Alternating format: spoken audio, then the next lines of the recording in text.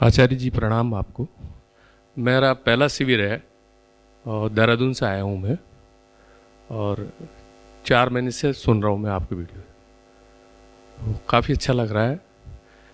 एक प्रश्न चल रहा है मन में कि मानसिक पर्यावरण पे तो आपने बहुत कुछ बोला है, भी मन खराब होता है, कुछ भी खराब होता है, लेकिन जो बाकी दूसरे पर्यावरण से काफ़ी नुकसान हो रहा है, जैसे सपोज प्लास्टिक हो गया, पानी की बहुत मिसयूज होता है, पेड़ों की बहुत कटाई होती है, और आपके इतने फॉलोअर्स हैं, तो मैसेज थोड़ा आप इस बारे में भी थोड़ा अगर दें। बहुत इस पे भी बोला है, खूब बोला है।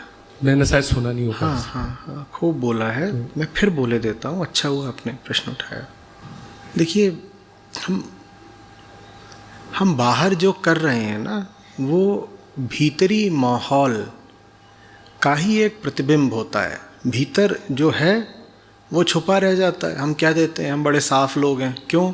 मुंह साफ है, हाथ साफ है, कपड़े साफ हैं, हम क्या देते हैं, हम साफ लोग हैं। हम लोग हैं बड़े गंदे, बहुत ही गंदे, घिनौने लोग हैं हम। और हमारा वही घिनौनापन फिर उस प्लास्टिक में दिखाई देता है, पेड़ों के, कटे हुए पेड़ों के ठूठों में दिखाई देता है। वो जो बाहर है वो कहाँ से आया? वो हमारे भीतर से आया ना। अब इसी शहर को लीजिए। ये शहर वो शहर है ही नहीं जिसे मैं 10 साल से जानता हूँ। हर तरह की गंदगी, हवा तक अशुद्ध हो गई है।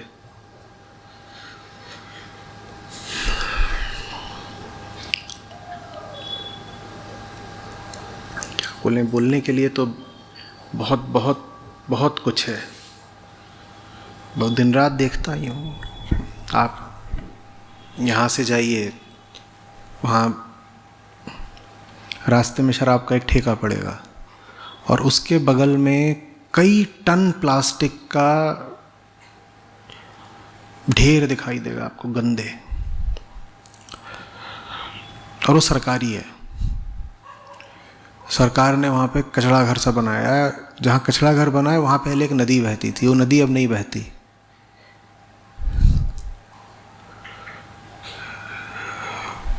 नदी का तल भर दिखाई देता है, पानी वहाँ एकदम नहीं है, वहाँ कचरा घर बना है। उसको आप देखेंगे, आप अवाक रह जाएंगे, क्या है। और मुझे मालूम है ना वो कहाँ से आया है। वो आया है एक धार्मिक जगह को एक मनोरंजन की, पर्यटन की जगह बना देने से।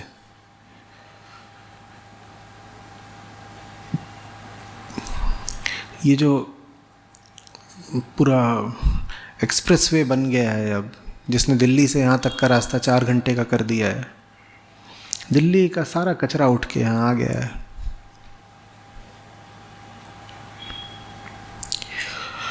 कचरा नहीं रुकेगा जब तक इंसान नहीं सुधरेगा। और जब मैं कहता हूँ इंसान नहीं सुधरेगा, तो मैं 100% आबादी को सुधारने का सपना लेकर नहीं चल रहा हूँ। वो कभी नहीं हो पाएगा, इतिहास में कभी नहीं हुआ। हमारी रचना ऐसी नहीं है कि 100 के 100% लोग कभी सुधर जाएं। ऐसा सतयुग में नहीं हुआ, अब क्या होगा? सतयुग से मेरा आशय किसी भी काल्पनिक युग में नहीं हुआ, अब क्या होगा? मैं बस चाहता हूं कि 0.1% लोग, 1% लोग, इतने लोग जग जाएं तो काम बन जाएगा। क्योंकि जो जगेगा वो स्वयं ही वो बल इकट्ठा करेगा जिससे बाकी 99% लोगों को सही दिशा में निर्दिष्ट किया जा सके। क्योंकि ये 99% लोग जो सारी गंदगी के जिम्मेदार हैं, ये कोई बड़े होशमंद लोग थोड़े ही हैं। ये किसी भी चीज़ को लेकर के अडिग नहीं रह सकते। इनका कोई भी आग्रह नहीं है, ये कुछ नहीं जानते, न कुछ चाहते हैं, ये बस मज़े करना चाहते हैं। ये तो पेड़ से टूटे पीले पत्ते की तरह हैं, जिधर हवा होगी उधर को बह निकलेंगे।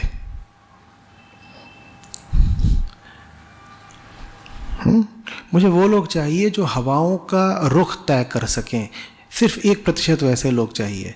बाकी 99% लोग वो खुद ही पीछे पीछे आ जाएंगे। उनमें कभी वैसे भी कोई चेतना रही नहीं है। उनका तो काम रहा है बल के पीछे पीछे चल देना। और इतिहास कभी भीड़ों ने नहीं तय करा। आप मानव जाति के इतिहास को देखेंगे तो लोग रहे हैं, कुछ विशिष्ट लोग जिन्होंने सब कुछ करा है, बाकी सब तो उनके पीछे पीछे हुआ है। और उनके पीछे भी जो भीड़ें चली हैं, ऐसा थोड़ी है कि वो उनको कुछ समझती थी या कुछ था, उनके पास बल था इसलिए पीछे पीछे चल दिए।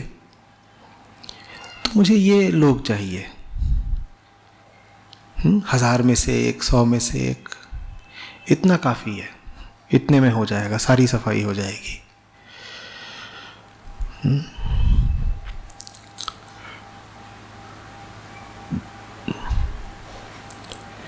जब तक प्लास्टिक सस्ता है उसका इस्तेमाल होगा। प्लास्टिक सस्ता है और इंसान में लालच है, आप कैसे रोकोगे? एक ही तरीका है, नियम बने, कानून बने और बन जाएगा। उसके बिना आप सोचें कि आप लोगों में एक जागृति का संचार करेंगे, अवेयरनेस कैंपेन वगैरह चलाएं, अच्छी बात है, उसे बस कुछ होता नहीं। आप वृक्षारोपण अभियान चला सकते हैं, लोग जाके पौधे लगा देते हैं थोड़े बहुत और अपने पाप के बोझ से स्वयं को आज़ाद कर लेते हैं। हमने कुछ पौधे लगा दिए, पहली बात तो जो लगाए गए हैं बहुत बहुत कम है, दूसरी बात जो लगाए गए हैं वो 2 महीने मर जाते हैं। तो इन सब से काम नहीं होने का है। आप सोचें कि एक एक आदमी जग जाए तब दुनिया बदलेगी, तो दुनिया फिर बदलने से रही। हमें शेर लोग चाहिए जो सबसे आगे बढ़कर दहाड़े, जो नेतृत्व दे पाए, तब बनेगा काम। नहीं तो फिर हम सब अपने आप को खुश करने के लिए इस तरह से कर सकते हैं कि चलो सब लोग अपने अपने मोहल्ले में सफाई करो और इतवार को सुबह 1 घंटा हम सब सफाई किया करेंगे। कर लीजिए, उसकी फ़ोटो खींच के फेसबुक पे डाल दीजिए, अच्छा लगेगा। हम भी स्वच्छता अभियान में भागीदार हो गए, देखो हम अच्छे आदमी हैं, हम भी सजग नागरिक हैं, बड़ा अच्छा लगता है। होता उससे कुछ नहीं। बाहरी स्वच्छता आंतरिक स्वच्छता की छाया है।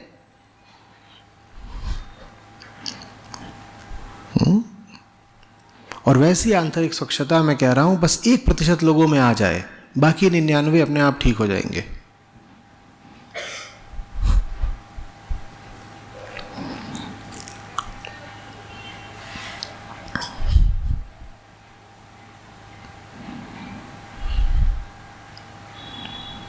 हम इतने तो मजबूर हो गए, हम तब भी कोई नियम कानून कहाँ बना रहे हैं, मुझे बताइए।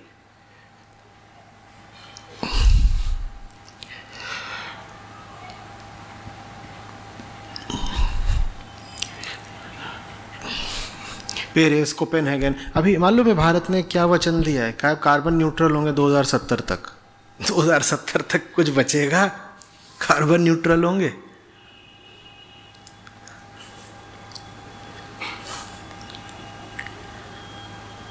ये सब इसलिए क्योंकि हम आम आदमी का मुंह देखते हैं। हम कहते हैं कि नेता लोग इसमें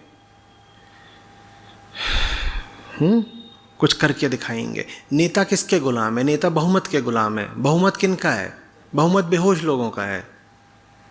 तो इसीलिए दुनिया भर के नेता मिलते हैं और वो चाहे प्लास्टिक का मुद्दा हो, चाहे पर्यावरण का मुद्दा हो, चाहे क्लाइमेट चेंज का हो, वो आपस में मिलते हैं, वहाँ अपना कुछ गपशप करके वापस आ जाते हैं।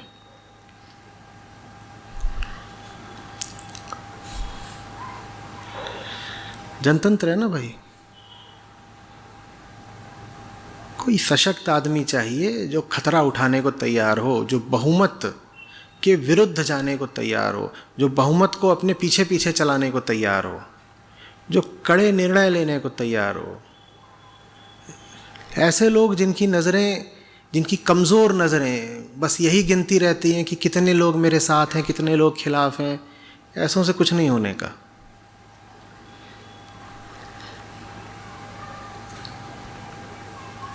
किसी देश में कुछ नहीं होगा। कौन सा देश कोई भी सार्थक काम कर पा रहा है इस दिशा में? और ये सारे मुद्दे एक दूसरे से जुड़े हुए हैं।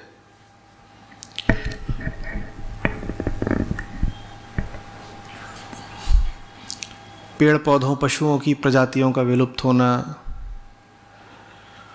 मछलियों की प्रजातियों का विलुप्त होना, सागरों में प्लास्टिक का भरना, हमारे लहू में प्लास्टिक का पहुंच जाना, सिर्फ ग्रीन हाउस गैसें ही नहीं और भी गैसें, सल्फ़र की गैसें, नाइट्रोजन की गैसें, इनका हवा में पहुंच जाना, धुएं का हवा में पहुंच जाना, एसपीएम का बढ़ जाना, जनसंख्या का बढ़ जाना,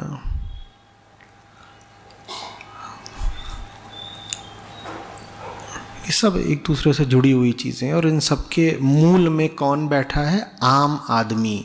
आम आदमी की करतूत है ये सब कुछ, और उस आम आदमी को आप बहुत जगा नहीं सकते। हाँ, आप एक ऐसा बल पैदा कर सकते हो जिसके पीछे पीछे वो आम आदमी चलने लगे।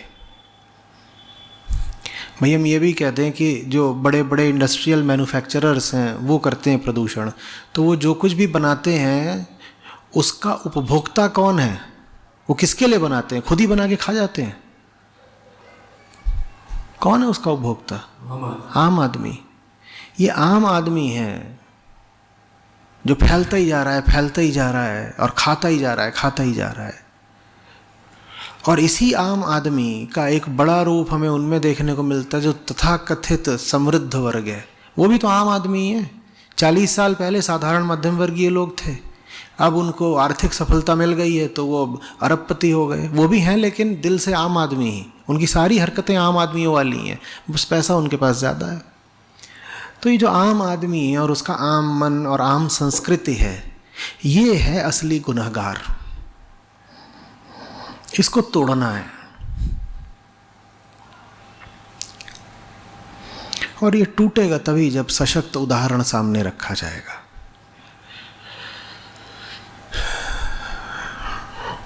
कुछ लोग होंगे जो चीज़ को समझ जाएंगे इसलिए बदल जाएंगे, ज़्यादातर लोग तो वही होंगे जो पीछे पीछे चल कर बदलेंगे। पुनर्माचार्य जी, मैं आपको कुछ 1.5-2 साल से फॉलो कर रहा हूँ, और आपसे मेरा पहले परिचय बहुत साल पहले हुआ था जब आप मेरे कॉलेज में आए थे, Tata institute of social sciences में 2011 साल में। तो मैं सोशल एंटरप्राइज चलाता हूँ और वेस्ट मैनेजमेंट में काम करता हूँ। और वेस्ट मैनेजमेंट हम लोगों के लिए सिर्फ कचरा नहीं है, उनके साथ जो लोग काम करते हैं, जो कचरे चुनने वाले लोग हैं, जो इनफॉर्मल वर्क फोर्स है, वो भी हमारे लिए बहुत इम्पॉर्टेंट है। तो हमारा एक प्रॉब्लम है कि जैसे हम लोग 10 साल से कंपनी चला रहे हैं और काफ़ी काम कर चुके हैं, तो अभी जैसे जैसे बड़ा होते जा रहा है कंपनी, हमें और एफिशिएंट लोगों की भी ज़रूरत होता है, और दूसरी तरफ ऐसा लोग भी चाहिए होता है कि जो वो विजन के साथ अलाइंड हो। तो इसका मिक्स बहुत मुश्किल है। हम लोग अभी पहले विजन अलाइंड लोग लेते थे जो एफिशिएंट नहीं निकलता, अभी ज़्यादा एफिशिएंट लोग लेते हैं लेकिन उनको विजन में अलाइन करना बहुत दिक्कत की बात होती है। तो इसको कैसे करें? और एक लास्ट सवाल है कि जो गंगा तट में हम लोग सुबह करते हैं, मुझे उधर जो प्लास्टिक गिरा रहते हैं बहुत तकलीफ होता है, तो मैं चाहूँगा कि कुछ क्लीन अप ड्राइव्स हो और मैं कुछ अगर कर सकता हूँ बहुत अच्छा रहेगा। धन्यवाद। ये समस्या तो आएगी और इसका कोई निश्चित समाधान नहीं होता। इसका समाधान यही होता है कि जो सधा हुआ आदमी है, मिशन अलाइंड जिसको आप कह रहे हैं, उसको उत्पादक बनाया जाए, और जो आपने एफिशिएंट वर्कर लिया है उसको मिशन से अलाइन करा जाए। इन दोनों में ज़्यादा आसान होता है मिशन अलाइंड आदमी को एफिशिएंट बनाना, क्योंकि उसके पास अब एफिशिएंट बनने की वजह है। उसको मिशन से कुछ लगाव है ना, तो वो मिशन की खातिर एफिशिएंट बनना चाहेगा। दूसरी बात, ऐसा व्यक्ति रुकेगा आपके साथ क्योंकि वो सही कारण से आया आपके पास। जो दूसरी तरफ वाला व्यक्ति है, जो एफिशिएंट है, वो आते ही आपको लाभ देना शुरू कर देगा, लेकिन उसके साथ आप बहुत गहराई तक नहीं जा पाएंगे और बहुत दूर तक नहीं जा पाएंगे, क्योंकि वो तो आया है अपनी एफिशिएंसी बेचने, जैसा कि ज़्यादातर प्रोफेशनल्स करते हैं। वो अपने सीवी पर लिखते हैं देखो मैं कितना एफिशिएंट हूँ और मुझे इन चीज़ों का नॉलेज है और मैं एफिशिएंसी और अपनी नॉलेज नीलाम कर रहा हूँ। आओ आओ आओ, बोली लग रही है, जो सबसे ऊंचा खरीदार होगा ले जाएगा। जो एम्प्लॉई मार्केट है वो ऐसे ही तो ऑपरेट करती है, तो उसको तो कोई और आके ख़रीद ले जाएगा, उसके पास आपके पास टिकने की कोई वजह नहीं है। लेकिन कई बार ऐसे लोग भी ज़रूरी होते हैं, वो जितने दिन भी आपके पास रहेंगे काम करते रहेंगे, बस उनके साथ आप भविष्य नहीं बना सकते। तो ज़्यादा अच्छा तो यही है कि सही लोगों को लिया जाए और उनको विकसित किया जाए। यद्यपि ये हमेशा नहीं हो सकता, ये भी मैं समझता हूँ, कई बार बाज़ार से लोगों को उठाना पड़ता है। दूसरी बात जो आपने कहा कि गंगा तट पर कचरा बहुत है और सफाई के लिए ड्राइव चलानी चाहिए, हाँ बिल्कुल चलानी चाहिए। अतीत में हम एक बार चला भी चुके हैं और उसमें आप अगर कोई सहयोग कर सकते हैं तो हम बेशक कर सकते हैं, अगले 1-2 दिन में भी कुछ कर सकते हैं। तो उसके लिए आप संस्था में बात करिए किसी से और बहुत अच्छा रहेगा। सुबह सुबह का वक्त रहता है, सफाई कर ही दी जाए।